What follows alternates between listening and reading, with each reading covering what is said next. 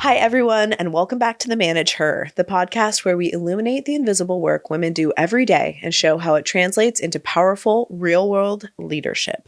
I'm your host, Aimee Rickabus, author, entrepreneur, mama of 6, and passionate believer that what we do at home is just as valuable as what we do in business. Today's guest is someone who's making a difference in both.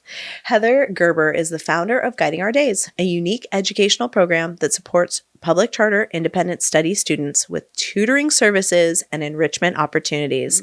It's a lifeline for so many families navigating alternative education. And trust me, I say that from experience. 2 of my children attend Heather's program, and it's located right in our same business park.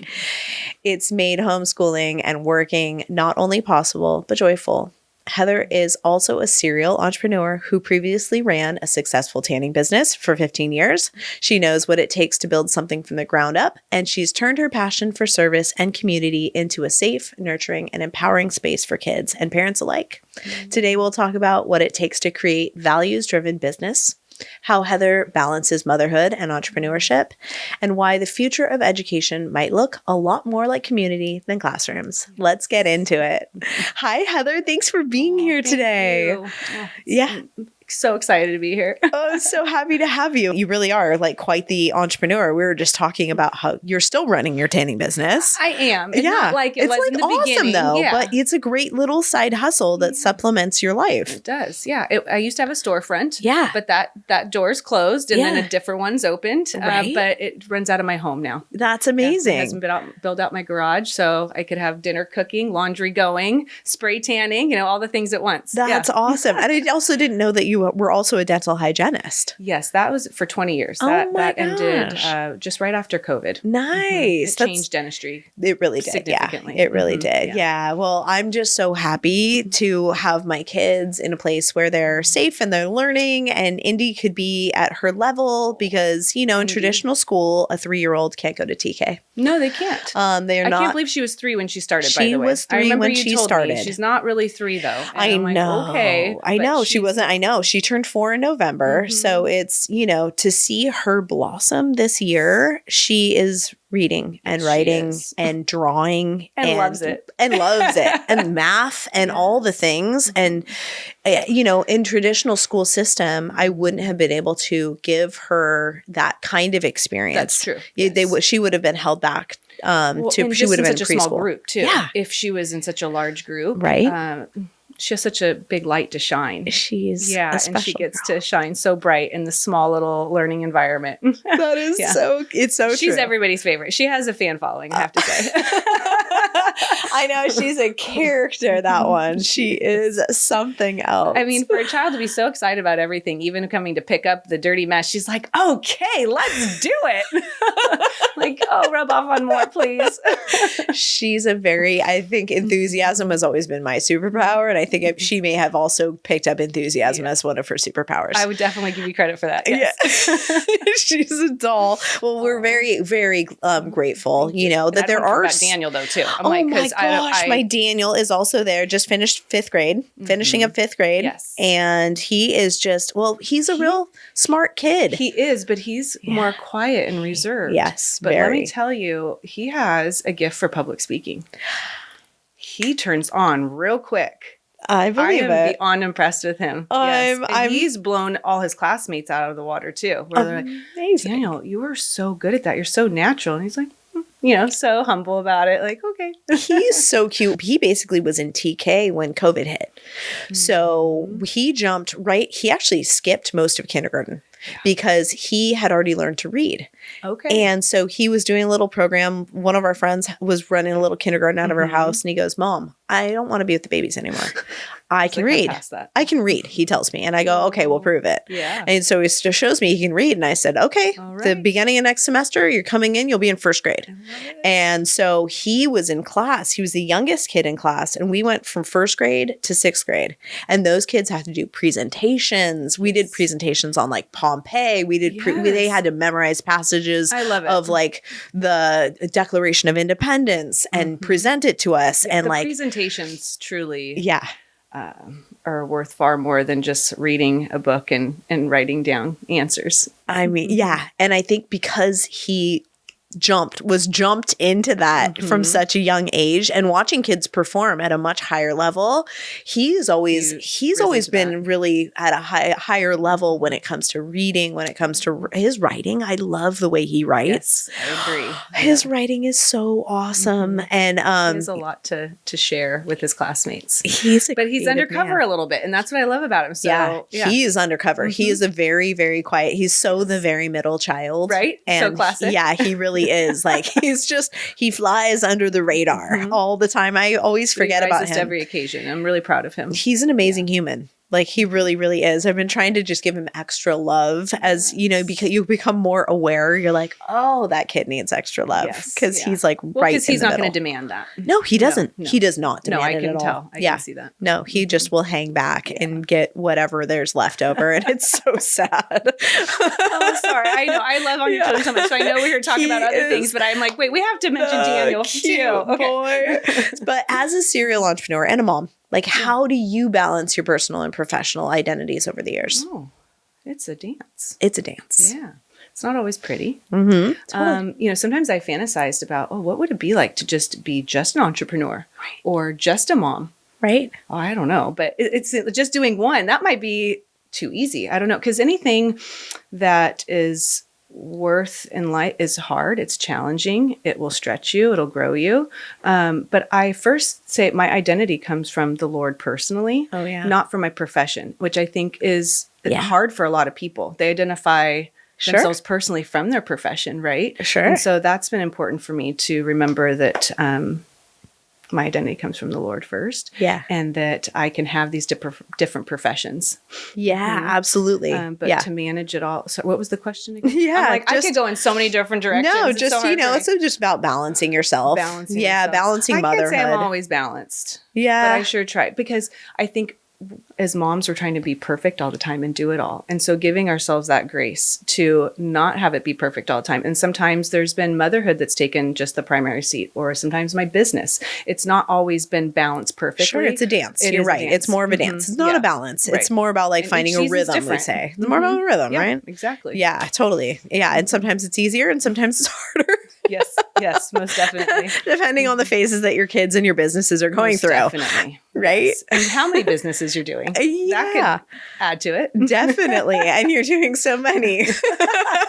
I know, but I love that I've experienced being an employee and an owner as well. Because there's a lot to learn as being an employee too. Definitely. And watching how other employers run their businesses too. I've had many conversations where it's like, if you really want to get good at something, go get a job. Right. And go learn from a really good company. Like, a big company will give you training. It's so true. And like Brendan, my husband, always said, he wouldn't have been as far along in soft skills and sales had he not worked for the St. Regis. Because the 5-star training, the customer service training that he got in his 20s, there's a lot of value in that. Yes. Yeah. And let these people figure it out first, and then they've got the money to figure out how to train people to do stuff. Let them train you. Get the education. I know I did that with many dentists that I worked for. You're right. They would spend so much money sending us different trainings. Yeah. And I've been able to take bits and pieces from all of that throughout the years. Right? Yeah. If you're an employee, make sure you're getting getting the value out of it, getting the education that's going to be available to you as an employee. Smart. I agree with that. Love that.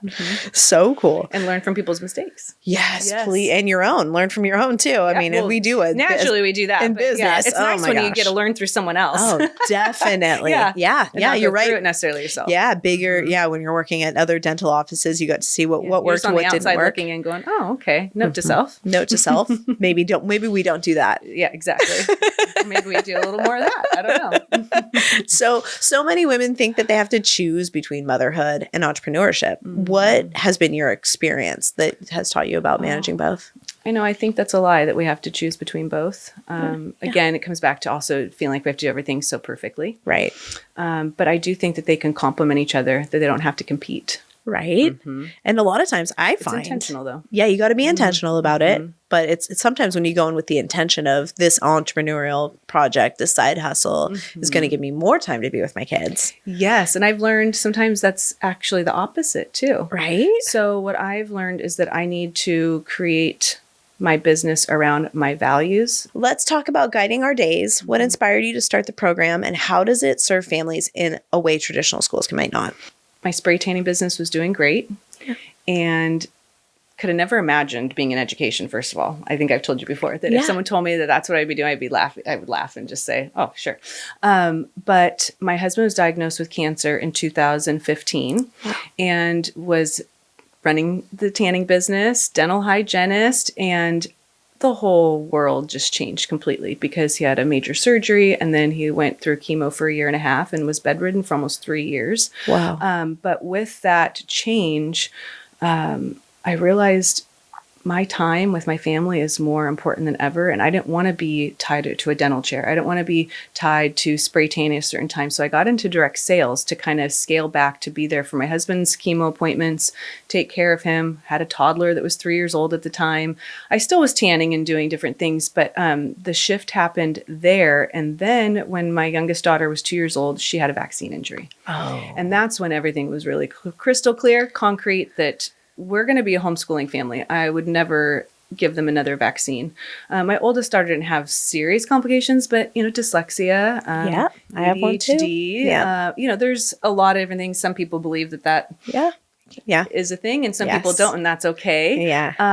But that was what I experienced, and I knew that, okay, I have to pivot. We're not going to be a public or private school family. So I was committed to teaching my own children, not a whole bunch of other children. Right. But that is really kind of how that started. Interesting. So SB 276 affected you. SB 277, SB 276. These were laws in California that changed, basically made it so that we would have to have, first it was 277, and it was that one took away the personal belief exemption and the religious exemption from vaccination.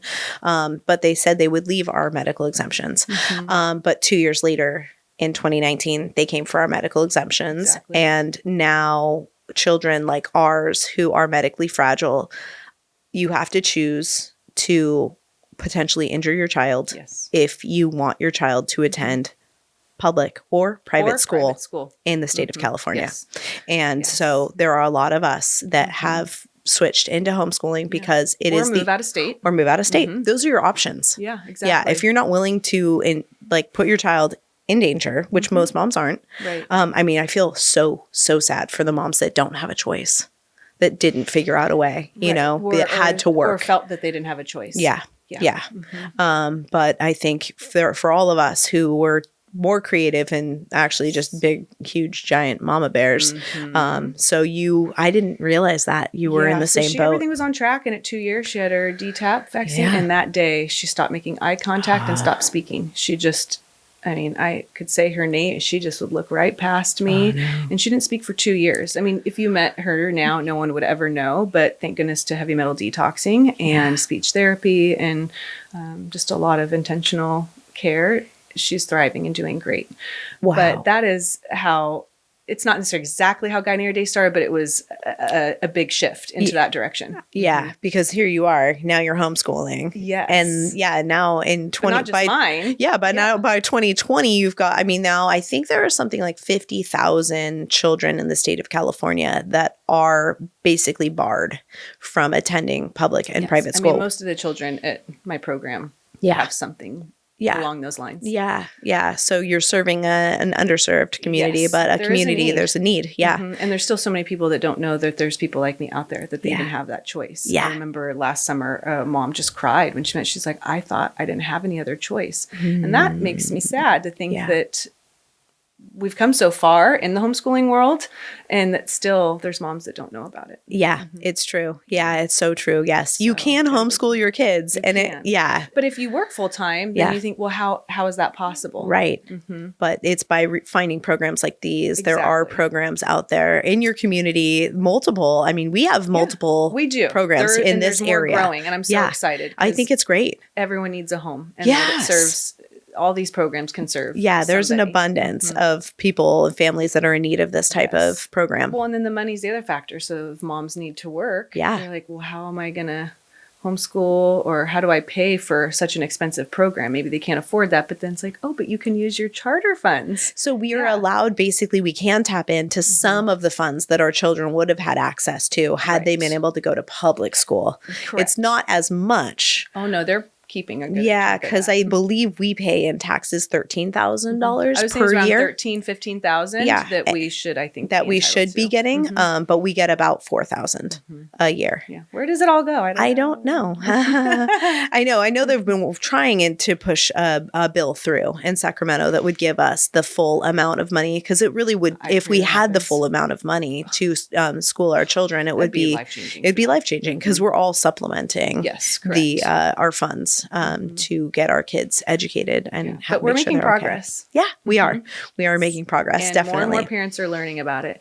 And so when I really had to close the door on dental hygiene, and what really pushed me into guiding our days was I had a car accident that debilitated me, and I lost all mobility in my hands and my arms and was in so much nerve pain. And I just really sought after the Lord more than ever. And I said, use this pain, teach me, grow me, sharpen me, bring me closer to you. But more than anything, I want to know what your purpose is for me. I want to do what you have called for me, because I lost tanning, dental, and direct sales. I couldn't even hold a phone. Wow. I would tell people, those big old hands that you'd see at the baseball games, those foam hands, that's how big my hands felt. Like I couldn't even use them for anything. Yeah. And so I'm like, just use me for what your purpose is. And I went to this church service, and this woman grabbed me and said, oh my gosh, I'm supposed to pray for you. She prayed over me. I was radically healed. I went with that service, no makeup, hair matted. I couldn't even brush my own hair. And I left that service and I was whole. I was transformed with my mind, my body, and it was crystal clear. He said, you're going to build my kingdom, and it starts with the children. And I didn't know what that meant at the time, but he just gave me enough pieces and guided me every step of the way. And it's a longer story than that, but here we are today. Wow. I love that. So I wake up every day and pinch myself in awe of how did I get from there to here? Yeah. And I just am so fulfilled getting to be with these children. Oh my gosh. And I know this is where I'm supposed to be. Yeah. We have such a special program and such special children there. And it's so nice because it is such a small program. And that's intentional. It's this like this intimate educational, ecosystem where I love that part. And the big Intimate kids is the best. Yeah, the big kids and the little kids, and the teachers are so sweet, and it's just providing for all of these, they're able to get these kids and have such like the one-on-one. It is very much one-on-one. Yeah. Literally, like Miss Nicole with India, she does one-on-one multiple times throughout the day, which I don't know how many programs get to do that. No, it's Even really if you special. had 8 kids in a group, that's still pretty intimate, but she does one-on-one. Yeah. But what I love about the siblings like Daniel and Indy's, for instance, on the field, if there's a boo-boo,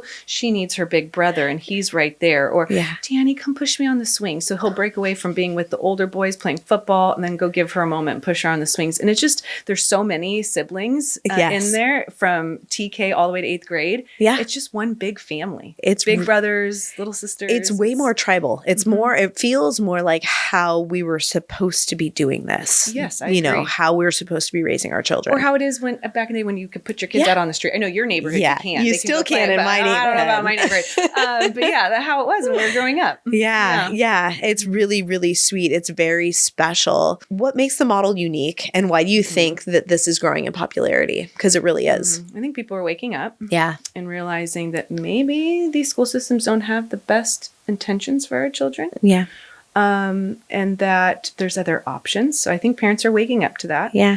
And it really empowers the parent to be the primary influence in their child's life. Yeah. You send your kid to school, really anywhere 5 days a week. It's not a bad thing, but we don't know these people. We're entrusting them to instill values, what they're influenced by. It's a lot that we're just kind of handing over and trusting. Yes. And so we have that power to choose who their teachers are, what children and families they're surrounded by. Yeah. Yeah. It's pretty amazing. Yeah. I can see. Be in the driver's seat. I can see that. Yeah. I know.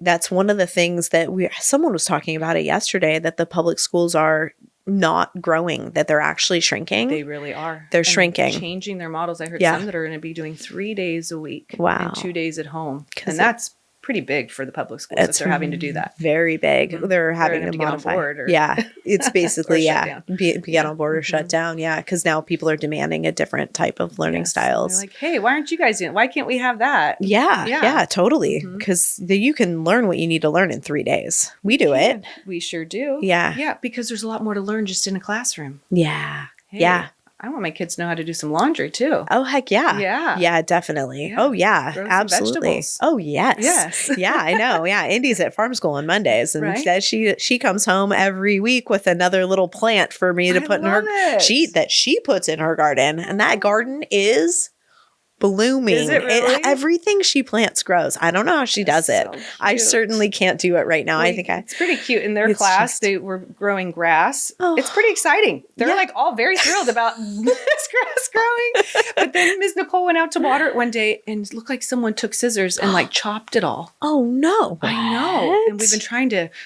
play detective. Oh my gosh. Because that was really sad for the kids. That is so funny. One thing I love about the program is that sense of community and how much you cultivate that. Why is it such a core part of your vision, like community?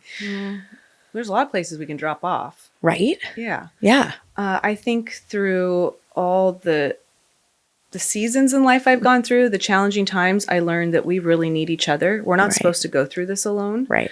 And that we have so much to offer each other, whether it's just simple presence, wisdom, guidance, encouragement, that we can come together and offer that to each other, and we can model that for our children as well.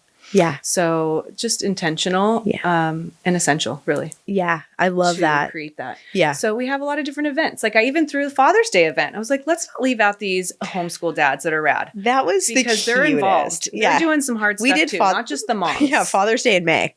Right. Because we can. And I also celebrate every kid's birthday, even the summer birthdays. Yes. Yeah. Because we can. Yeah. I know. We celebrated Danny's birthday. Yeah. I was like, let's do this. I'm all, Danny, guess what? We're going to celebrate your birthday today. He's like, okay. Yeah. He's like, it's really 7-11. I'm like, which is a really cool birthday, by the way. But yeah, we're going to celebrate in May with Father's Day. I love it. I love it. But how do you support not just the kids, but the parents that are navigating the alternative education for the first time? Well, I first of all just want to make sure that the parents feel just as welcome as the children, right? Because it's a home away from home. That's what I tell everyone. This is the second home. The parents that are not alone, I think most of them are pretty overwhelmed, confused, not sure if this is right for them, if they can do it. Yeah. So I just tell them, but you're not doing it alone. You're doing it with me. I'm seasoned. I've gone through all of it. And we're just going to take each step at a time, one step at a time. And I'll tell you just what you need to know as we go. I'm not going to give you all the information, but just each step. That's all I need. I'm a one day at a time girl with 6 kids. I'm like, I can't even do like a week ahead of time in my life. Like I really, it's minutes, not even days. For real. Like, can we just go by like this minute? Like, I'm just going to do this today. And then tomorrow we'll figure that out. There are days that I'm like, okay, let's just I'm just going to follow the plan for today. Yeah. Yeah. But yes. And that's how homeschool's been for us too. It's like, okay, well, you're going to go do this. I'm going to trust that that's getting handled. Right. And I'm going to go do what I need to do today. And then on Mondays and Fridays, it's supplemental. And I make sure they're like meeting with Danny's meeting with his tutors, and Indy's going to OC farm school and getting, because she gets a lot out of that. Oh, I'm sure. Mostly social stuff. Yeah, she's a social butterfly. Charter, though, what is special is that, any parents that have gone through the charter schools, it's a lot with grading the paper, not only just doing the work with the children. Okay, getting through the work, that's a lot. A thing. Then grading it. Yes. Then scanning it. Yes. Then submitting it. Then meeting with your teacher. Because we're doing learning periods, and we do 8 or 10. Some have 8, some have not. Maybe some have 10, but I've done 8 or 9. And it is so much work. Yeah, I feel like usually each month or each learning period is about this much of work. And so imagine scanning all that, grading it. So we do that for the parents. Yes. So I am so grateful for that. I'm like, what would I want as the parent? And that's what I'm paying you for, because like that's the part that's for me. That's where I get overwhelmed. That's the too much. It is overwhelming. Point. Yeah. I was overwhelmed for my measly like $4,000 a year. It's not worth it. There's a lot of parents who are like, it's not worth it for me. I don't do it. Answer to something. For the older ones, I don't do the charter for that reason, because my time is worth more than $4,000 a year. For a service like mine, it just makes it easy. Like, well, then I might as well use the money. Totally. Yeah. And I'm so grateful that you do that, and it makes it worth it. It's an exchange of money for, you can take my charter's funds and I'll supplement you to help me manage this. That's always like the best part. Yeah. When I tell parents, like, you do what? Yeah. You do all the hard stuff. Yeah. Because that's the hardest part. It really is. Does doing that for people? Yeah. So funny, because I wanted it done first for my 2. Now I'm just doing it for everybody else. Yeah. But it's okay. It's such a service, and I'm happy. Thank you so much for that. Yeah, it was a blessing for me. I know what a gift that is. It really is. Yeah. Yeah. For my older 2, I'm just keeping their stuff. I'm keeping files for them in case they ever can attend school at some point in their lives, which I'm hopeful that, at some point this draconian, unconstitutional law will be overturned. Yes. I'm hopeful. I mean, I'm working on that on my side in my really want to give spare time for being a voice for us, because that's. I'm a kind of in awe. I don't know all the legal jargon, all what you have to do. I just am like, okay. I mostly just write checks, but that's the thing. I know who to write checks to, and it's people like the Free Now Foundation that are doing the work. They're a legal fund for medical freedom in the state of California, and I'm on the board there. And we put together a really great lawsuit that was hoping to overturn SB 276. Yeah, the one that took away the medical exemptions. And we have another board member who's a pediatrician and a lawyer, and he wrote it. And it's fabulous. And I'm really, really hopeful that that these kinds of things. I mean, here's a pediatrician who's saying this is not fair. You're intervening more. Yes, coming out. Yes, I mean, this is not just some non-medical professional. Like, this is someone who understands both the law and medicine, who's saying this is not right. This is not right. This is not just. Well, other states, right? Yes. They don't have those laws. No. That's where we have one of the worst. We have the worst law in the United States when it comes to vaccine, the medical freedom in general, and parental rights. In second place is New Jersey and Connecticut. So it's what we have to pay to live in this amazing weather. Yeah, apparently. But all my friends said, why don't you just move to another state? And I was like, no, I'm going to stay here and fight. Someone has to stay and fight. No, someone does. Someone does. Yeah, and you have a lot of family here, so you're supposed to leave your family too? A lot of my family left to move to Arizona. And I'm like, but Brendan's family's all here. Okay. And I grew up here and I love it here. And I don't think that what if everybody just left? What if we just allowed things to be unjust? No. There's got to be people. No, I'm going to stay. Yeah, no, I'm going to stand up. I'm not. Yeah, I want to feel the pain. I want to feel the burn so that I'm motivated to make change. When I see injustice in the world, I hope that I will always stand up. And as I get older and I have more skills, I hope that I can just roar more loudly. Oh, I'm sure you will. Oh, watch out when you're 80. I can't even imagine. Don't mess with Aimee. So what do you think the future of education looks like, especially for moms who want more flexibility, freedom, and connection? Oh, it excites me to think about. Right? I think it can be anything we want it to be. I think we need to get out of our mind how we were raised, because I think that definitely is not helping us. I think it looks like micro schools, at learning pods, the one-room schoolhouses, homebred hybrid programs like myself. But I also want to encourage parents, or I want to remind them that they're teachers. Yeah. Parents are teachers. Yeah. And that we have a lot that we can teach them, not just don't do this, do that. Yeah. We can be teaching them what our careers are. Yeah. And we can be helping each other. I have a science background in dental hygiene. Well, I could be teaching science. Yes. And then there's a mechanic. They can be teaching mechanic. There's just so many ways that we can come together as a community. Absolutely. So it's more community based. Yeah. Yeah. I love talking to the boys about entrepreneurship. Entrepreneurship is my favorite. One of the things that just lights me up. I love our conversations. We'll come up with a product and we'll, pretend okay, if we were going to take this product to market, what would that look like? Yeah. And, could we get a moat around it, like a patent or some sort of IP, intellectual property protection around this idea? Is there a way to protect this?